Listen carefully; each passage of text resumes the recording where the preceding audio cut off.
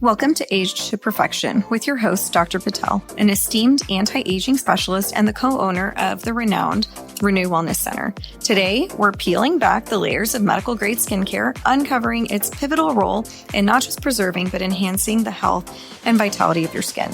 Whether you're a skin aficionado or new to the concept of medical-grade products, you're in the right place for a masterclass on transforming your skincare regimen.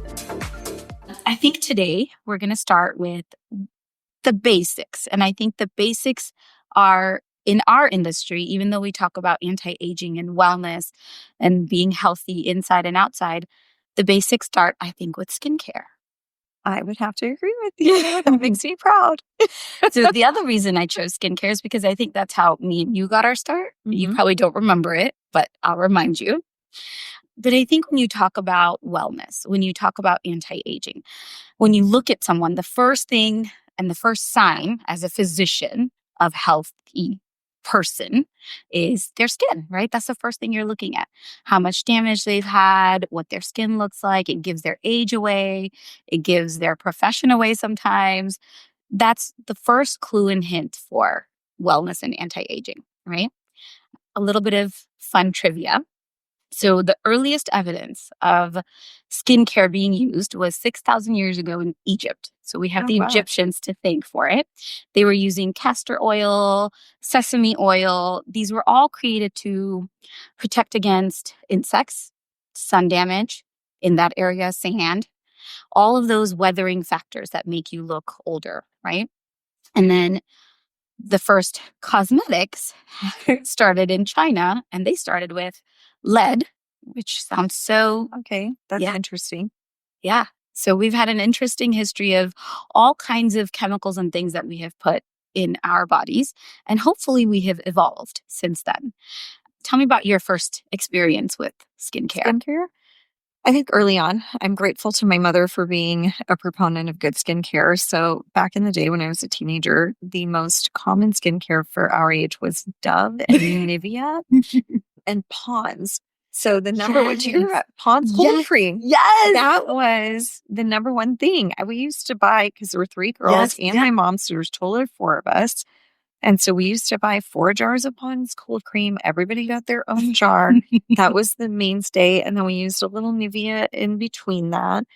And that was how we got started. And then as time went on, and probably as I got older, right, we didn't have social media like the kids do now to TikTok our skincare regimen or Instagram or watch a reel on it.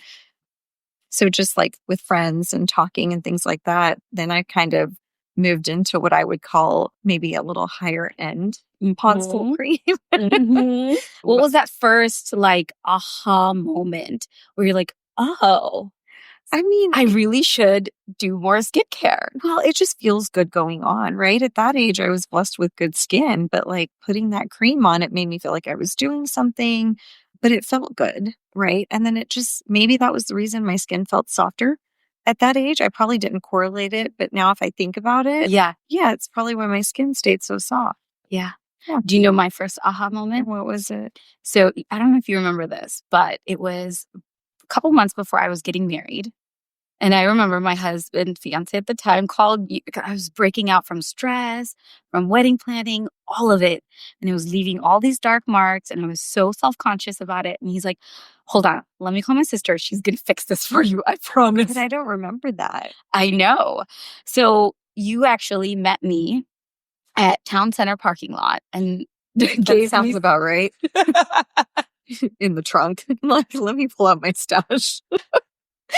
So you gave me a bag of skincare and you taught me how to use it. And then you turned around and you were like, okay, that's going to be like $275. Mind you, I was like a broke resident at the time. And I was like, wait, you want how much money? And I was like, I remember I called up. I'm like, what about the family discount?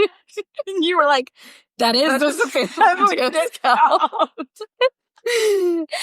So, but I remember Did you use it? I did. My skin was flawless at my wedding.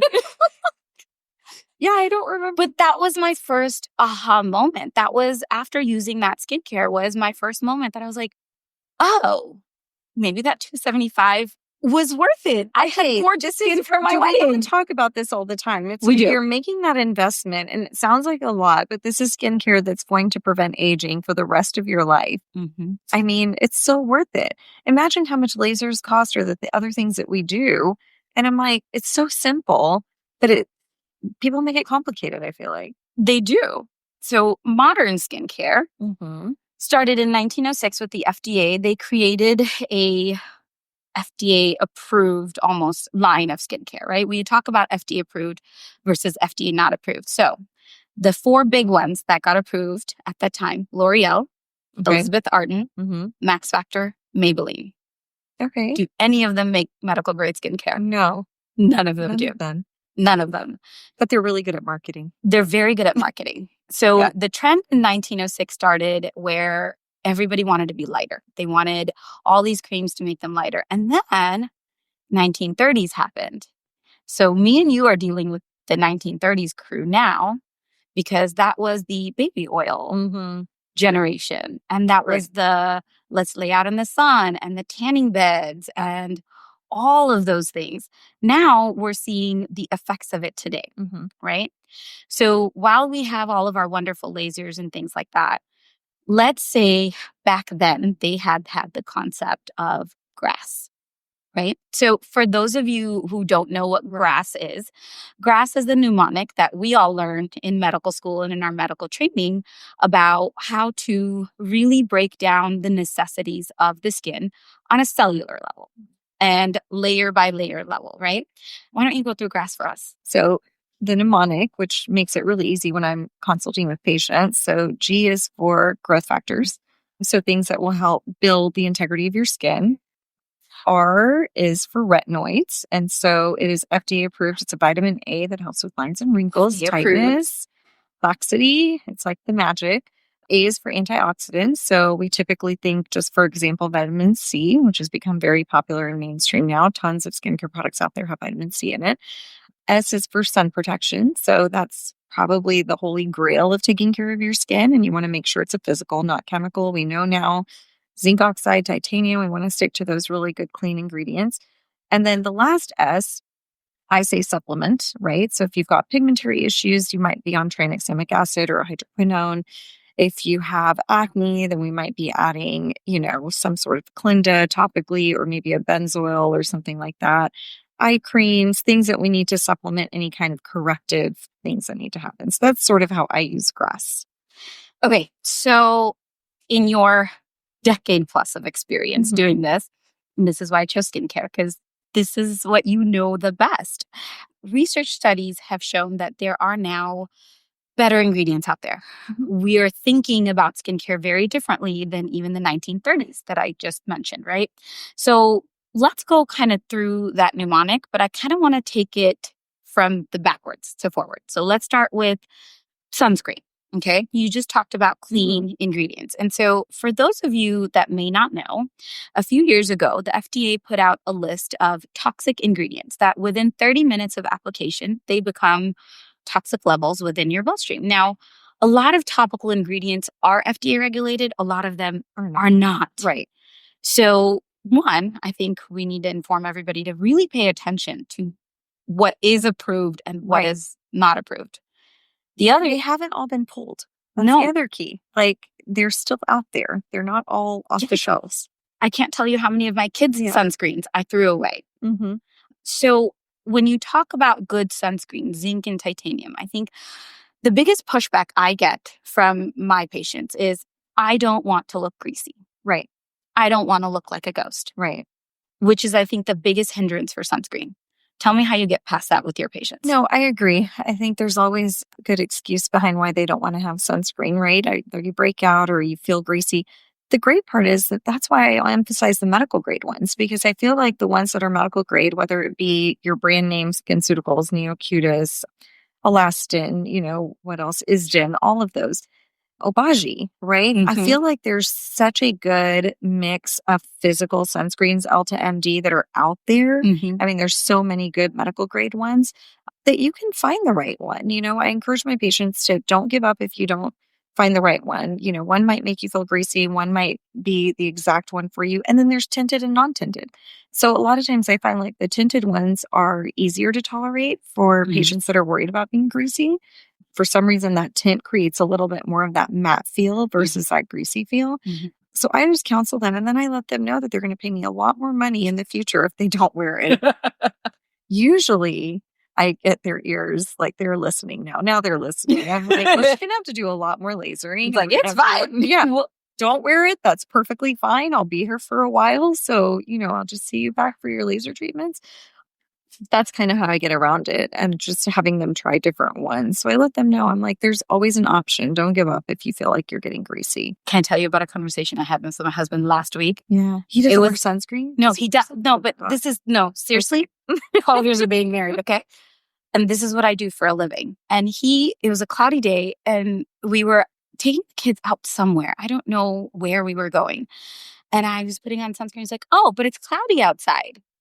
Why are you putting it? I'm like, what part of put it on every single day did you not understand? And so tell me why, even on a cloudy day. Hello, there's UV light everywhere. The protection even inside the building, inside your office. Lights everywhere. It doesn't matter what you're doing. You should be wearing your sunscreen, and you should be reapplying every few hours. That's really, if you really don't want to have sun damage, you don't want to age quicker than you're aging right now, that is the key. Yeah. Spray versus lotion versus stick. Oh, gosh. You know how I feel about this. Yes, but our listeners don't. Oh, my gosh. I'm just a firm believer that anything that you're applying to your skin as a global, okay, fine, let's take stick, for example, although I feel like those are the greasiest if that's what somebody's worried about. But I like the lotions and the creams, the sunscreen that comes in a bottle, you put it on. The sprays, you're not getting full coverage. The makeup brush, which I know the girls here in the office have been begging me to bring in, I just won't do it. It's not giving you enough coverage. You need full coverage. And the only way to get that is to actually apply it all over the face. And you can only do that with what's in a bottle.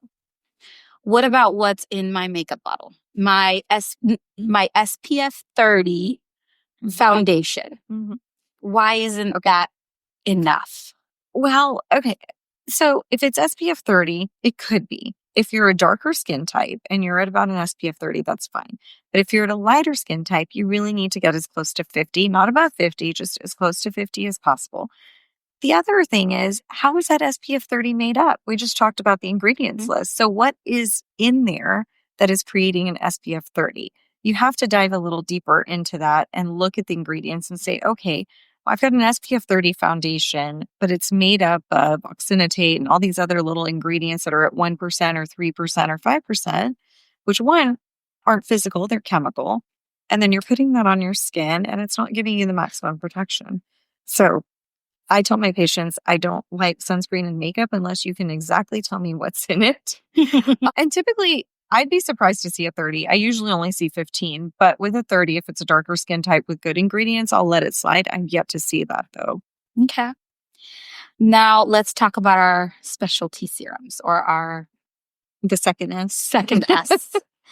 I know that we can do a whole other hour-long discussion on specialty serums because that would cover acne and melasma and rosacea and all those. What we mean by specialty serums is anything that is specific to you. What does your skin need? That's that customization that comes into it, right? So without diving too deep into it, my big question with this, because we're treating things like rosacea, acne, melasma, and we have a whole prescription, especially us being physicians, we get this whole other list of things that we get, tools that we get to use in our tool belt. When do you feel like medical grade versus prescription? I mean, usually when it's resistant, because I try really hard. To go medical grade first? Yes. Like if I can get by with using something that's a little gentler on the skin, something easy to tolerate, and they're getting good results, then why go to the prescription strain? But when it's resistant and that's kind of all you can do, then we'll go ahead and go to it. It also depends on what we're looking at. I feel like I probably gravitate more towards prescriptive when we're talking about acne or rosacea patients. But with hyperpigmentation, melasma, things like that, I think a lot of times there's not a whole lot of prescription that you can use. So it really depends on the condition and what's available and what's working the best. Well, the reason I bring up the prescription is because now there are so many little online companies. Oh, yes. Where you fill out a little form. Yeah. You check mark all of your problems. You send them a prescription. And I mean, I don't know who's coming up with the regimen. Right. Without them actually talking about the side effects and the potential long-term complications of using hydroquinone that's not monitored by a physician. Is that what you're referring to? Yeah, that's what I'm referring to. So it's tempting, right? Very. And it's not that it doesn't work. No, but you're average woman. We're busy. We have kids. We have lives. We have work. Sure. I don't have 45 minutes to come sit in our office, fill out some paperwork, and talk to you. So isn't it easier to just go online? Definitely. Pay the little whatever monthly prescription fee and do it that way? Why is now in an automated world where everything is delivered to us, why is this worth the effort? Well, that's why. Because yes, it's accessible, but that doesn't mean you should, right? It's a lot of things that we could say are accessible, but you shouldn't do it. And namely these prescription medications that are just, Have you seen ordered any off. Yeah. adverse reactions? Not yet. And I say not yet because I think this has now become a little bit more mainstream than it was before. So I feel like the popularity is gaining now because everyone obviously is using it, having good results. But it's that small percentage where something is bound to happen with someone is going to use it and not have the correct guidance on how they should be using it, how often they should be using it, any type of weaning or holiday that they should be taking from it, and what are the long-term complications of that. None of that is done on Facebook or Instagram ads. No. You don't see it. I'm scrolling through at night and I see them pop up and I'm like, there's no other information other than this is so magical and it's going to cure everything you have that's going on with you. I will tell you 2 complications I feel like I've had with my patients doing the online thing. One of them had no idea she had underlying rosacea. Got one of those kits and then it just flared. And I mean, I think it took us a good 5 months to get a handle on it. And then the other one was a hydroquinone burn. It was too strong. It was too strong. And they were, for their skin. For their skin. And nobody had counseled them on starting small, starting slow, customizing it to how their skin sensitivity goes. These things are high prescription too. They're not like your mild. They're not over the counter. People don't understand that they are prescription grade. Yes, that you can just order by a click of a button. Yeah. All right. So we talked about specialty serums. Let's talk about antioxidants. Okay. So I think up until now, vitamin C and antioxidants have been synonymous with each other. Right.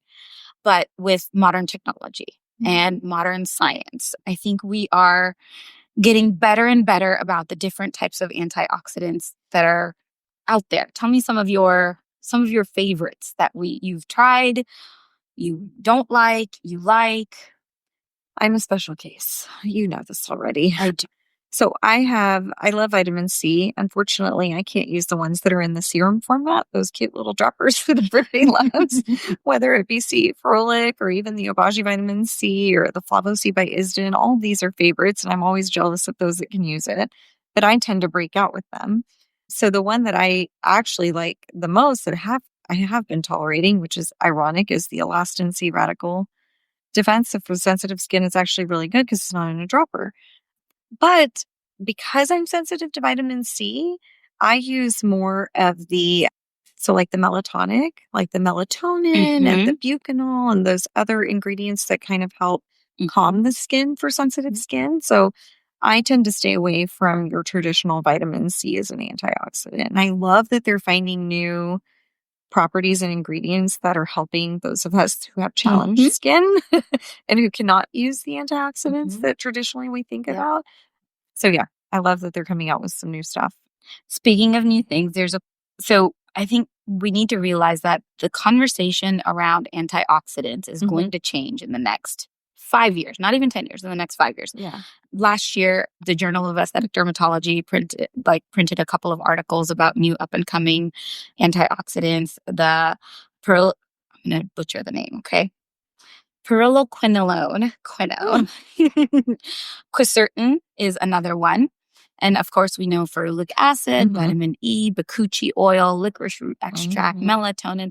These are all names that the layperson has not heard yet. Yeah. Right? But they are coming down the pipelines. And the reason I think we need to address antioxidants. So why don't you educate me on why antioxidants? What is it actually doing in my skin?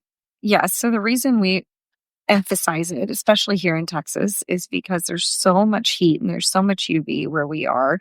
Antioxidants basically almost create a protection for you. So they decrease the oxidative stress on your face. So when your stress is stressed out, basically I tell my patients it de-stresses your face. So that is the important part about antioxidants, especially here. So you just mentioned UV and protection against UV. So why isn't my sunscreen enough? Why do I need to spend $160 on a vitamin C cream? Because you said sunscreen. Unfortunately, sunscreen is sunscreen. It just screens some of the UV. So it's important, but it's not blocking it completely. Back in the good old days, really far back, we used to have a sun block, right? And we don't always distinguish the two. You can no longer find sunblock. Sunblock used to be something you applied where it didn't even get through your skin. Now we have sunscreens, and that's the only thing we can use. And so you're still getting some of that UV through it, even if you reapply. It's equally important to do that and complement that with an antioxidant so it kind of decreases. They work together. They do. There are a couple of antioxidants now that we're using at nighttime, right? I mean, we're drinking our wine. This is our resveratrol in a glass, which is an antioxidant, right? So antioxidants literally repair the damage that is happening every single day as we're exposed to the sun and sun damage. So these nighttime repairs versus daytime repair, tell me, would you pick one versus other? Which one is better since everything is happening on the inside? Do I need both? Do I need morning and night? It's twice a day. I mean, how long is this going to last on your skin? You're talking about a 12-hour difference, right? So in the most ideal situations, you want to do something twice a day. Now, I'm a little bit more forgiving to my patients. I always ask them because I want to set them up for success. Are you better about putting skincare on in the morning or the night? Or if I gave you a twice-a-day regimen, would you do it? And based on that is when I concentrate what they need. So if they tell me morning, I'm throwing the kitchen sink at them in the morning. I mean, they're walking away with 4 or 5 products in the morning, including an antioxidant, your sunscreen, all of that. And then hopefully praying that they put their retinoid and some moisturizer on at night, right? Or vice versa. If they're like, I'm not going to do what you tell me to do in the morning, I'm just too busy, then I will do the nighttime routine. But preference is twice a day. Okay, so let's talk about retinoids. Yes. Retinol, retinoids, retinaldehyde, retin, put an end to anything. Retin, I mean something, vitamin A, something. All of it, oral, topical. All of it. Swim in it. Bathe in it. Yes. Tell me the difference. That's a very common question. Now we're getting into chemistry, but I won't get that deep into it. No, don't get that deep into it. So tretinoin is what we're all used to hearing. It's generic Retin A, right? Your dermatologist will prescribe it to you. Our kids use it for acne, but it's also FDA cleared for anti-aging. It's the only thing that really is, right? It's been proven to show that you will get more collagen, increased elasticity, less fine lines and wrinkles. It also helps with pigmentation. So that is the strongest vitamin A, is the tretinoin, right? And so if you can tolerate it and actually use it every single night, that's the most ideal situations. But those of us who are special like myself, who cannot tolerate that every single night, you can either go to it twice a week or you take it down a notch to the retinaldehydes, right? And then if you really can't tolerate that, then you go to the retinols, right? And then there's different versions of the retinols and there's different versions of the retinaldehydes that you just try to find what you can tolerate. If you can be on a retinoid, that is what is recommended. What it's doing is creating that cell turnover, which is what you want. Those of us that can't do vitamin A at all, though, my backup choice is glycolic. Okay. Yeah. Is there an age that you stop tretinoin at for your patients? Stop? No. No. I mean, like tretinoin and then move them to retinol, retinaldehyde. Like, is there do you feel like, after this age, I feel like tretinoin is a little, you don't really need it for the anti-aging. You can move to the retinols, the retinaldehydes, or do you really, if you can tolerate it? I keep them on it long term. I mean, if they can tolerate tretinoin into their 60s, 70s, I mean, I just say stay on the strongest one. I think one of the questions people say is retinol, retinol, retinaldehydes, tretinoin, they do thin the skin. True. And I guess I can see what you're saying is if they're aging and you're trying to say, but you still want the cell turnover. You still want the fine lines and wrinkles. You still want the elasticity improved. You still want the collagen build. So if you're tolerating it and you're not having any abrasions or irritation or redness, I say stay on it. Okay. Do's and don'ts with retinol. Let's go over them real quick because I think a lot of people, when they are prescribed retinols or when they pick it up, well, they don't really get any direction. On how to use it. I mean, I step mine into it. So I tell them once or twice a week at night, put your moisturizer on afterwards, maybe wait a little bit in between that step just to give it time to settle. If they can tolerate it after the second week, then they can increase it to every other night. If they can't tolerate it, but they don't want to do without it because of all the benefits we talked about, we do a little sandwich method. Ooh, what's a sandwich? We call it the retinol sandwich, retin-A sandwich. Put your moisturizer on. Wait, hold on. Cream or serum?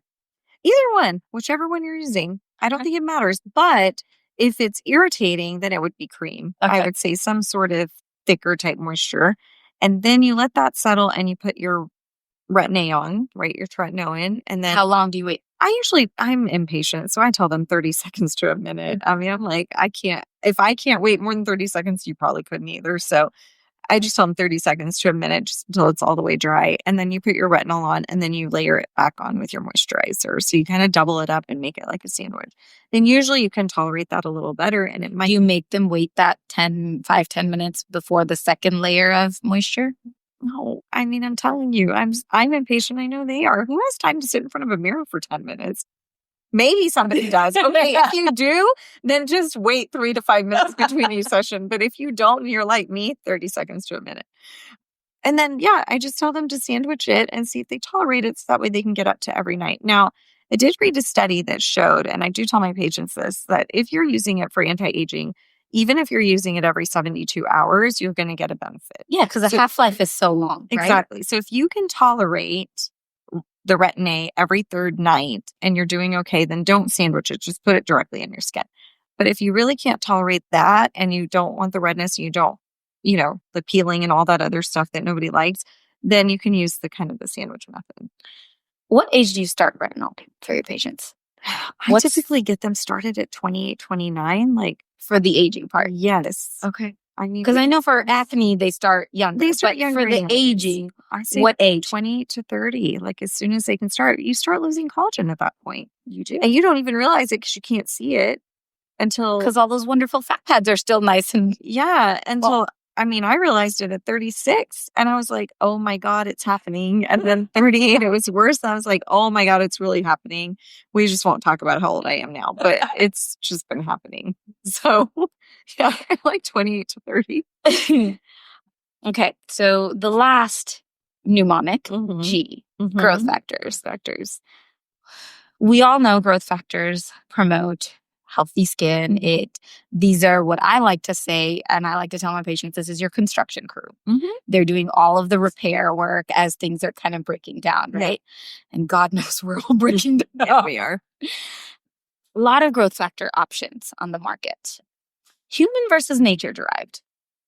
I mean, you're just asking me these questions because you know how I feel about it. But we're human. We're not plants. So my theory is it complements us, right? So I'm a big believer in human-derived growth factors for skin regeneration, dermal building, all of the things. Do you feel like the plant ones do well or? I mean, okay. I mean, if you want to put apple something on your face, go for it. I don't know. I mean, I'm not an apple, so I just not a believer, but some might be. So, I mean, I'm sure apple growth factors work well for apples. Yeah. So that's just that's my take on it. Growth factors were the one thing that I feel like gave me that wow. Yeah. I didn't realize how much of a difference just adding growth factors into your skin can make. And I think this is the one area that is going to explode. And it's already exploding. So the next big thing, I feel like the last 10 years was antioxidants. Everybody was harping, vitamin C, antioxidants. I think the next 10 years are actually going to be growth factors. And they're actually going to be biologics that are going to come out they're already coming out. Yeah. Right now. So tell me about what you feel like is going to happen in the next 5 to 10 years. It goes back to your point about retin, right? That's our gold standard for anti-aging. And you said it thins out the skin. Well, growth factors, why is there a whole mnemonic? And why are we trying to get patients on a regimen? Because the growth factors actually help build the dermis, build the thickness, build the health of the tissue back, right? You want all of it. They all complement each other. And I think, like you alluded to, that in the future, people are going to realize you can't just do one thing. You have to do all of it to make it better. But I mean, we're already seeing the biologics come out. They've already been around for a long time. They just haven't gained popularity until now, especially because in medicine, we're also seeing a lot of stem cell regeneration and things. So people are becoming more educated and savvy about those type of treatments. Mm-hmm.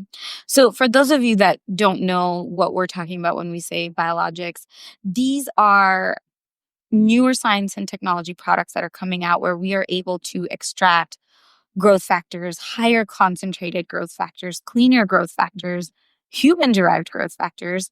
And I think the big issue in the past has been shelf stability. Right.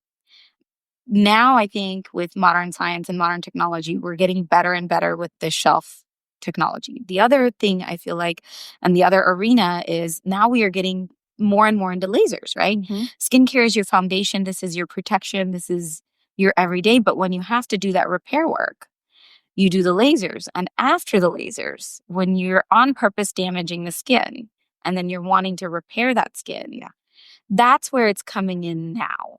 But I think in the next 5 to 10 years, what's going to happen is it's going to get more customized. Yeah. There is already technology out there where we are trying to take our own growth factors, put it in a bottle and in a cream and be able to shelf stabilize it and give it right back to you. Mm-hmm. Oh, yeah. And we haven't talked about AI either, which is huge, right? Like that's coming. It's coming in the next decade. 20 years, 30 years, you're going to start seeing a lot more AI generated. Well, I know you tell me every day I'm going to be replaced by a robot. So please educate me on how I'm going to be replaced by a robot. This is what I hear. I mean, they're just going to be able to stab Botox in your forehead too for you. They're going to scan your face and tell you exactly what you need. And it's coming. So then what's mine and your job? I mean, hopefully we'll just be retired by then. This is going to be our job. This will be our job. There we go. No, and I like the idea of AI. I think that I honestly think AI and all the technology that's going to come out is going to make us better practitioners because the human touch and what people don't realize is, yes, I can scan your face, but that computer doesn't know your lifestyle. That computer doesn't know your children. And that computer doesn't know the sensitivity of your skin. Okay, that computer doesn't know vacations you're going on. I hope you're right, but you just talked about how people are clicking on Facebook to order their skincare. And we're seeing the complications come out of it. We are, but I mean, you're talking about AI. It's going to replace you too. I hope you're around. I'm just telling you. Thanks. It might be replacing you. Are you trying to tell me something? I'm just saying it's replacing both of us eventually. I hope we have a plan B. We'll think about it soon. Okay, so we went through all of skincare and everything. We went through harmful ingredients. We went through helpful ingredients. Home ingredients. Oh, Lord. I mean, you and I are Indian, so we grew up on home remedies. That's why I bring it up. Oh, gosh. The turmeric and the yogurt, the turmeric and they mixed it together and you apply a paste or you add lemon to it as an exfoliant. I think there's some truth behind some of it. Baking soda and something for the... I mean, as human beings, we started with lead, okay? We're getting better with the turmeric. We are, yes. At least it's a little bit more plant-derived versus chemical. Yeah, I mean, I tell my patients, look, if it's working for you, I'm not going to argue. I think we're seeing a lot more of it because of the TikTok and Instagram and, I mean... My stance on at-home stuff is, it's not that it's wrong, right? The turmeric, the vitamin C, all of these things, this is how we started. This is how we started. These are all the things that we're using. But I think what people don't realize is, your skin's job is to keep everything out. It's your biggest defense mechanism system. Now I want to put things in. So when my patients say, why do I need to spend $160 on this cream versus doing my at-home masks, I think people don't realize that there's properties to help it get there. You're not paying for the vitamin C. Yeah. right? You're paying for that carrier system. Okay, so we talked about skincare. We talked about customized skincare. And I think the other big question that I get out of my patients right now is, what age do you start? Because now we have this trend that because of TikTok and Instagram and Facebook, we have 10-year-olds. Sephora queens. Sephora queens starting on skincare. My little 10-year-old niece is like, all I want for my birthday is skincare. And I'm like, you have the most fabulous thing ever. Like, enjoy it, please. Yeah. What do you tell them? I mean, thankfully, I don't have 10-year-olds coming to me for skincare in the office. No. It's the moms coming. Oh my God. I don't know how she got a hold of my Amazon cart, but she ordered 8 things and now she's got this huge rash on her face. Oh my gosh. Last month, one of my patients came in. She's like, do you see kids?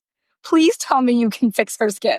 I mean, I had a 27-year-old who came in with her mom today and was talking to her mom about, hey, I need to get Botox. And her mom's like looking at me like, is she supposed to get Botox right now?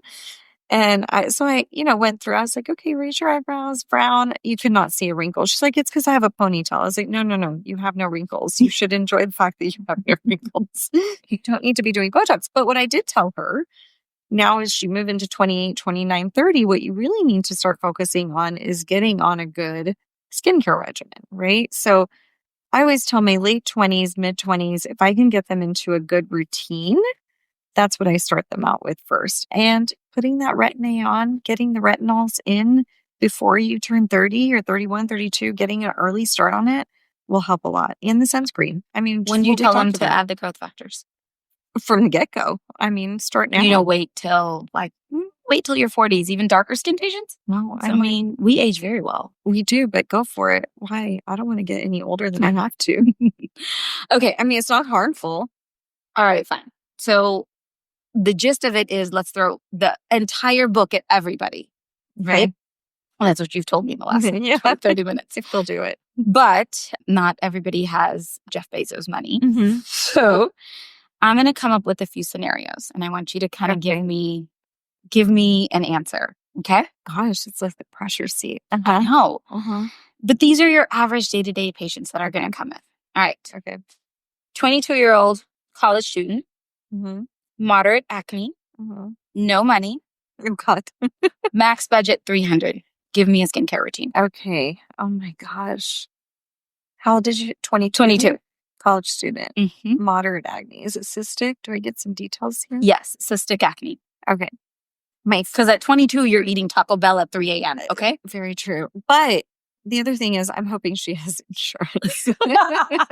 Because I'm in a place still under mommy and daddy's insurance till 26. Exactly. So I'm like praying she has insurance. So at least I can probably put her on some topicals. But my first thing would probably be, this is what I tell my young adults that have acne, especially in college, is most likely it's stress related, right? Or they haven't grown out of their teenage acne.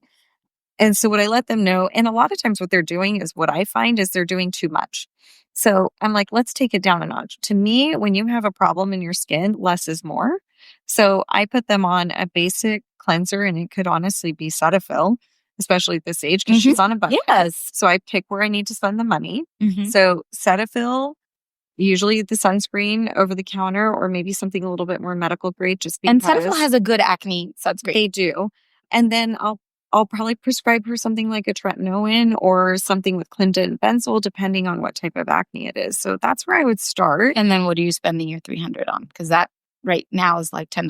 Well, I'm okay with it being under a budget. But that's what I'm asking is, where I would probably say I would see her back and then tell her to get like a hydrofacial or a laser genesis. I would spend the money more on the treatment than I would on the skincare product. Okay. And I would have to do something really light on the skincare. But I would have to stock. Yeah. I wouldn't do the vitamin C yet. I wouldn't do growth factors. I don't think at this age. 22. She doesn't need any of that. I would just be really, really.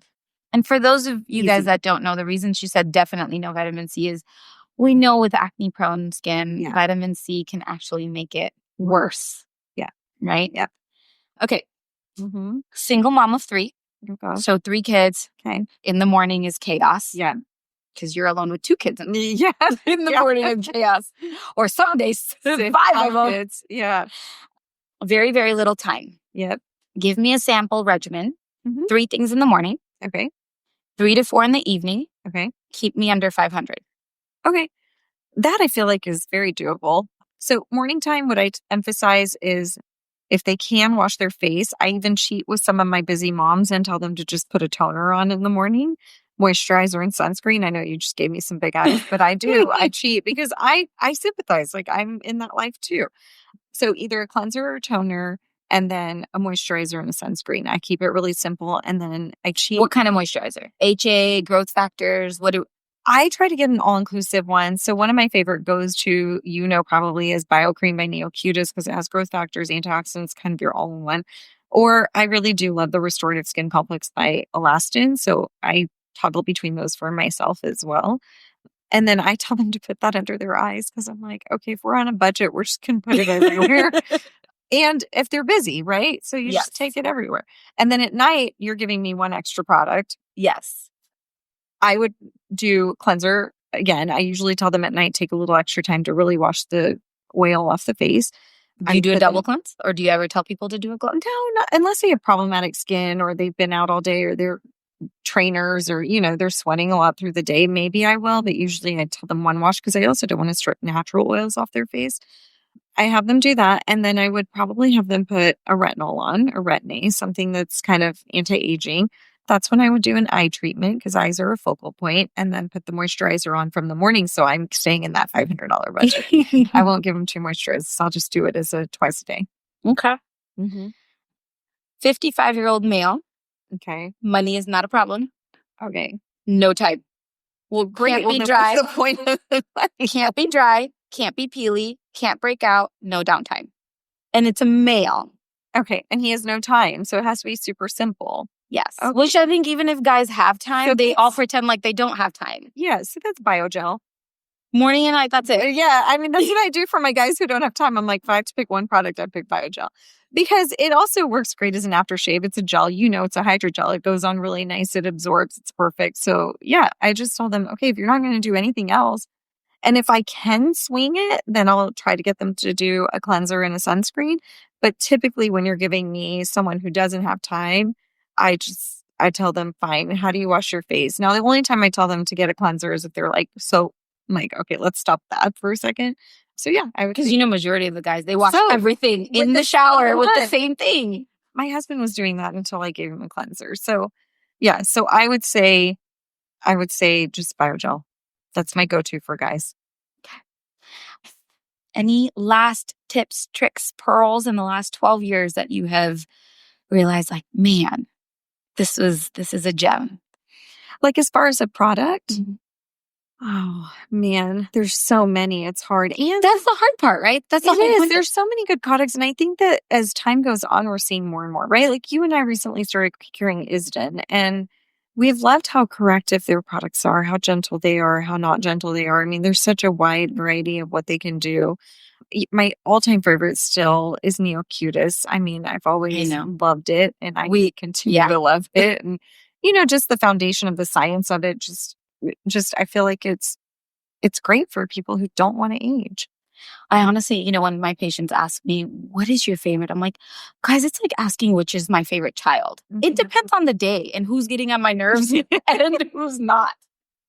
That changes. I know. Same with skincare. Yeah. It depends on what time of the month it is. Am I going to break out? Am I not going to break out? Is it sunny outside? Is it winter? Seasonal, is it summer? Yeah. Especially in Texas. And I do seasonal skincare. I tell my patients there's a lot of them that have to do something different in the winter and the summer.